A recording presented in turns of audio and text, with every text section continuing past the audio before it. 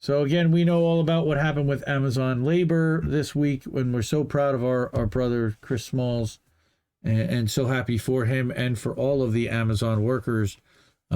Here's another story that did not get as much play from Otto Force at Left Voice. Grocery store workers vote to authorize walkouts. Tens of thousands of workers at grocery stores in Southern California if their higher wages are not met. So this was in the OC Register. Okay, 47,000 grocery store workers in SoCal, after contract negotiations have stalled, authorized walkouts. Despite reaping huge profits during the pandemic, supermarket executives are refusing to meet workers' demands for increased wages, higher minimum hours for part-time workers, and health and safety committees at stores. Okay, again, this is, Kroger. Okay, strike would include 500 workers at over 500 Krogers, Ralphs, Albertsons, Vons, and Pavilions. Okay, these workers currently make between $17 and $22.50 an hour after 5 to 7 years, less than the living wage for the area, which MIT researchers estimate at between $19 and $34 an hour. Again, these are people. These are not minimum wagers who are just starting out of kids out of high school. All right, the way that they talk about quote unquote the minimum wage. All right, so workers have seen. I wonder what Kit has to say about this, with him having worked at Kroger's for a good minute. He speaks well of them. Well, 10% of all Kroger employees, I believe, are homeless. Okay, according to this, the UFCW union have lost nearly 500 members since the beginning of the pandemic. Once considered essential, these workers are now being left behind by grocers who are squeezing them for bigger profits. They're also automating, and they invested, I know, in a big company out of the UK to automate grocery picking. Which, by the way, I don't know if you've been to a supermarket in the last two or 3 years. But most of what the people who work in the supermarket do now is they pick at-home orders for people to pick up later on, and then they have a crew that just loads cars up, and it's a whole factory line, effectively. So again, they're going to try to replace the people with robots at some point. Okay, the union is demanding wage increases of between $5 and $8 an hour over 3 years on workers' positions. Okay. They wanted to do an annual increase of 60 cents an hour. Crazy.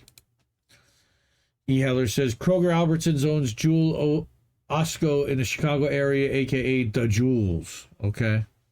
Don't know that one. We're not in that. I'm in northeast, and we don't have Kroger's, at least by me, as far as I know. It's interesting. If you told, 8-year-old me that a robot would go get your groceries for you and put it in your car, I'd be like, sweet, you know. But now it's because I wouldn't mind if the person who needed that job got funded somehow, that wealth that robot is making for a store is getting shared. Again, we're asking for better wages. Inflation going up. Gas is $6-7, bringing 60 cents an hour to the table. Disrespectful. Totally agree. Disrespectful. Deonda Knowles, cashier at Ralph's.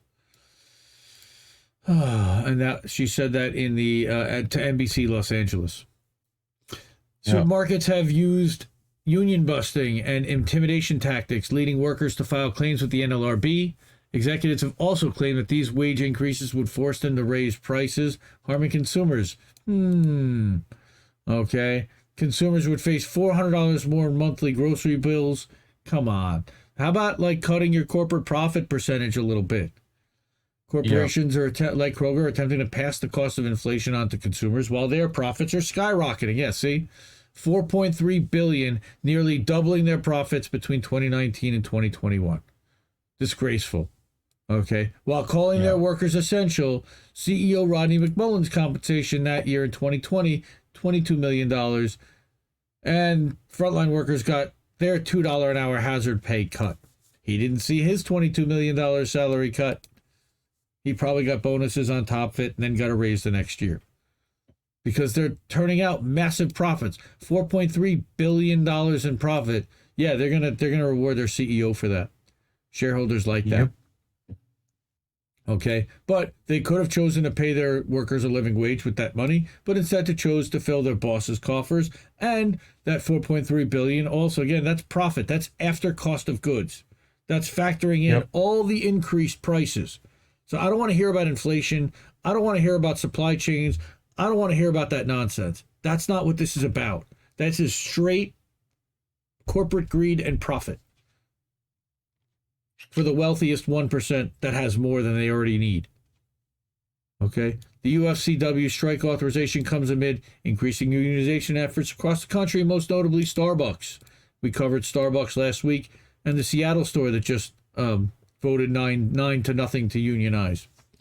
Support for unions in the U.S. is also at its highest since 1965 at over 65%. Of course, less than 20% of all workers, and it may even be less than 10% of all workers, are part of currently unions.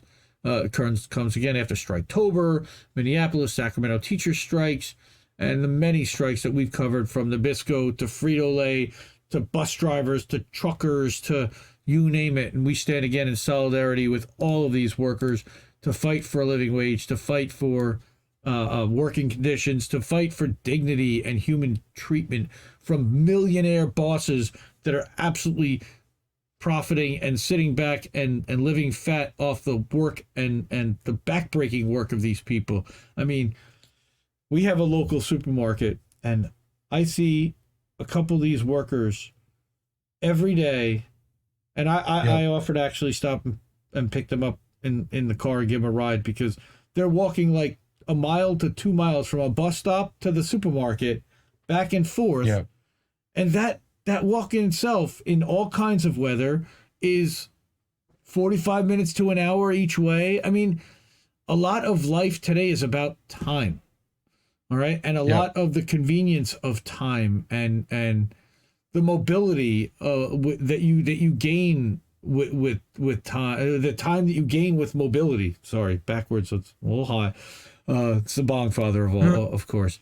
But it's so critical, you know, and they literally kill themselves for us for a minimum wage, and it's and as Darlene says, food deserts exist. I mean, where you can't find certain fresh fruits, vegetables, and it's I mean, it's partially intentional. To me, it's also, and it's not even that they're doing it for us. Like, they're doing it for themselves because they need to work somewhere so that they can feed themselves. It's such a, like, the whole fucking thing is shitty to begin with, but it didn't used to be. Like, you know, it seems that we've gotten so far away from where people can actually survive that, like, even one of the most basic jobs, the you know, the grocer, right? It's like the grocer, the butcher, the candlestick maker, like, we're, you know,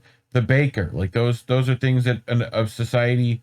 It's like when it's in your children's card games, like, it might be important, you know. What isn't being like squeezed? It's up there with doctor and, like, fucking, you know, they're just paid the fucking least. Noli's saying in the chat that old people are being forced to sell their homes because of the property taxes going up, and they can't afford their homes. And SSI and SSD got $25 a month raise. Congress got 21% on $150,000. Right, they got a $30,000 a year raise for people that were already doing just fine. Most of them are already millionaires to begin with. So we got one more story, and I didn't want to. Sorry, your face fuck yous.